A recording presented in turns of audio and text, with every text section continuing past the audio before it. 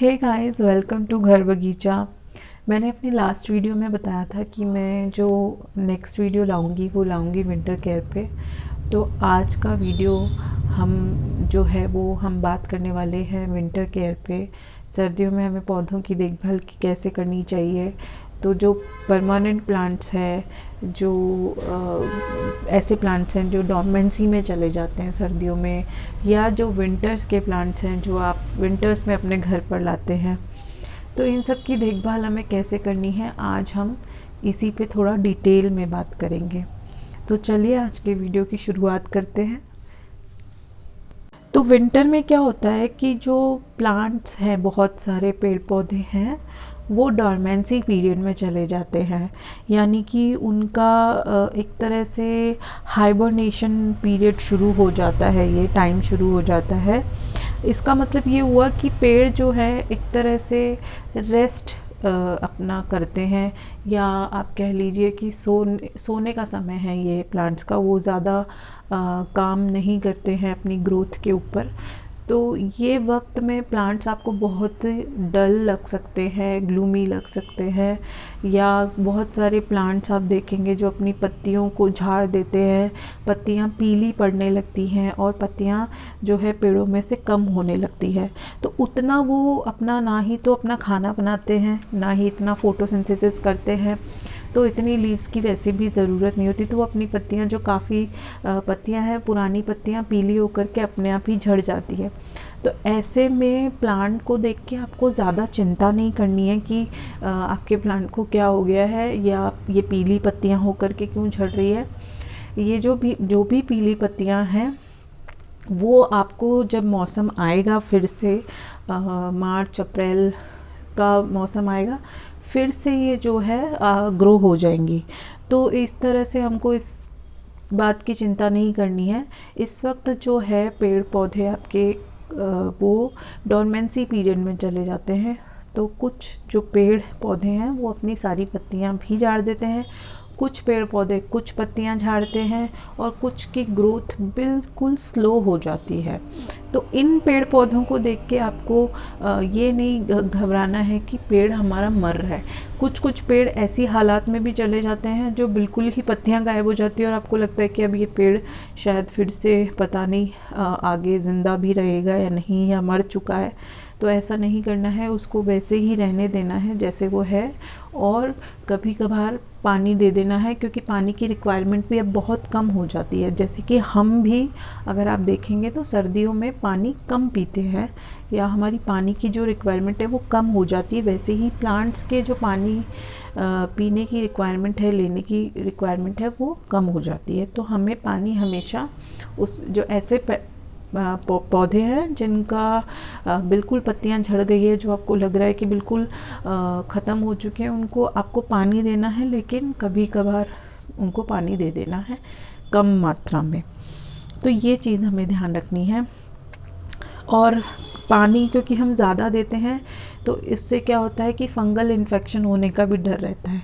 और अगर पेड़ के गमले में, पौधे के गमले में कोई गीली पत्तियां या कुछ इस तरह का कोई वो है, तो वो आप बिल्कुल साफ़ कर लीजिए, और ताकि इस वक्त जो है वो फंगल इन्फेक्शन ना हो। और नीम ऑयल का स्प्रे कर दीजिए, ताकि कोई भी मगेट्स का अटैक है या कोई फंगल इन्फेक्शन है वो पेड़ पौधों में ना हो। पानी की नमी ज़्यादा टाइम तक बनी रहती है इस वजह से। सनलाइट की जो रिक्वायरमेंट है वो, क्योंकि थोड़ा सा इनको सनलाइट अब मिल भी जाए आपके ऐसे प्लांट्स को, जो कि हल्की फुल्की धूप इनको मिल जाएगी, तो वो अभी अच्छा रहेगा।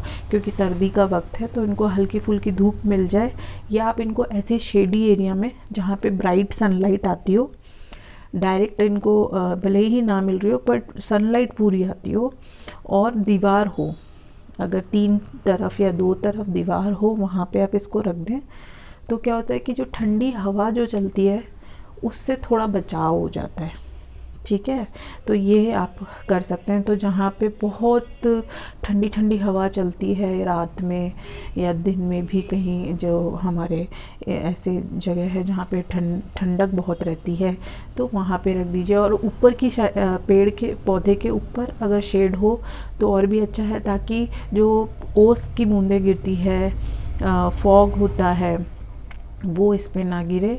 उससे क्या होता है कि पत्तियां जो है झड़ जाती है और प्लांट हमारा जो है मरने का डर रहता है, और तो इसलिए वो ना हो अगर तो ज़्यादा अच्छा है, उससे हम इसको बचा ले तो वो भी इसके लिए अच्छा है।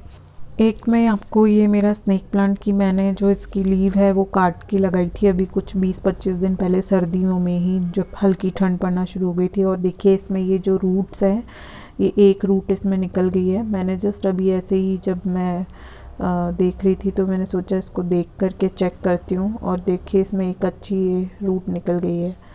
तो इसमें और अच्छी रूट्स बन जाएंगी यानी कि, और ये मेरा एक प्लांट जो है वो तैयार हो जाएगा इससे।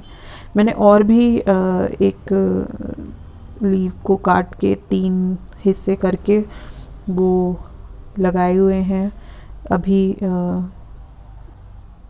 कुछ दिन 1-2 दिन पहले ही लगाए हैं, तो उनमें भी रूट्स आ जाएंगी। मैंने कोलियस की भी कुछ कटिंग्स लगाई हैं, वो भी मैं आपको दिखाती हूँ। तो ऐसा नहीं है कि अब ये सर्दियों में क्या होता है कि ये डिपेंड करता है कि आप कैसी जगह रह रहे हैं और वहाँ पर दिन में कितनी गर्मी पड़ रही है। और रात में मैं इसको, जैसे मैंने इसको बहुत ऐसी जगह रखा है दीवार के पास जहाँ ठंडी हवा इसको नहीं लगती है।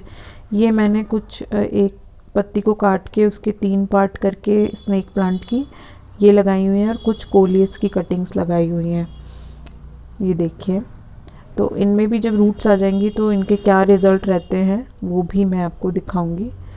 और ये मोज रोज़ है जो कि आप देख रहे हैं, ये सर्दियों में इसकी थोड़ी कटिंग करके रख देनी चाहिए, और इसको वही आप कभी कभार पानी दे दीजिए बस, इसको बिल्कुल और कुछ नहीं करना है। गर्मियों में ये फिर से आपको ऐसे कैसे मिल जाएंगी, तो मैंने इसी तरीके से इनको लगा के छोड़ा हुआ है।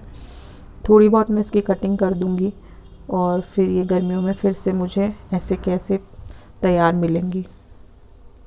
आप में से मुझसे किसी ने पूछा था इंस्टाग्राम पे कि आप अपने वीडियो में डॉर्मेंसी पीरियड क्या होता है ये हमें ज़रूर समझाइए।